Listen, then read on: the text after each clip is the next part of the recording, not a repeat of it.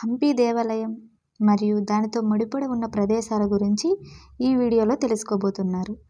ఈ వీడియో నచ్చినట్లయితే లైక్ చేసి మా ఛానల్ని సబ్స్క్రైబ్ చేయండి.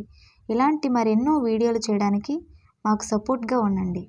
చరిత్ర ముడిపడి ఉన్న ప్రదేశాలను చూసి రావాలన్న తపన కలిగిన వారికి హంపి టెంపుల్ టూర్ చాలా బాగుంటుంది. విజయనగర సామ్రాజ్యంలో ఒక వెలుగు వెలిగిన నగరం హంపి.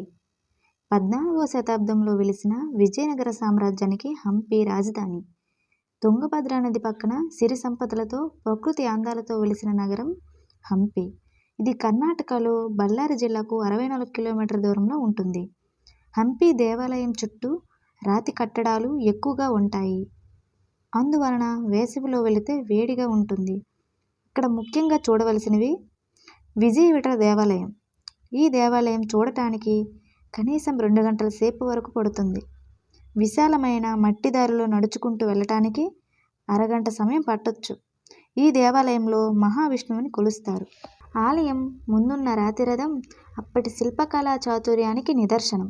అందుకే ఈ రథాన్ని కర్ణాటక పర్యాటక శాఖ చిహ్నంగా ఉపయోగిస్తుంది. నరసింహస్వామి దేవాలయం కూడా ఇక్కడే ఉంది.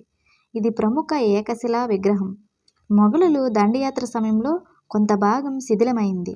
ఇది 15వ శతాబ్దంలో నిర్మించారు. విగ్రహం ఎత్తు దాదాపు 21 అడుగులు ఉంటుంది. హంపి నుండి చిన్న ఏరు దాటితే హిప్పీ ఐలాండ్ వస్తుంది. ఇది పర్యాటకులకు చాలా ఆకర్షిస్తుంది. ఇంకా ఇక్కడ చూడవలసినవి కొడలేలు గణపతి, హజార రామాలయం, బడవి లింగం, మహాన నవమి దిబ్బ, తుంగభద్ర డ్యాం, ఏకశిలా నంది.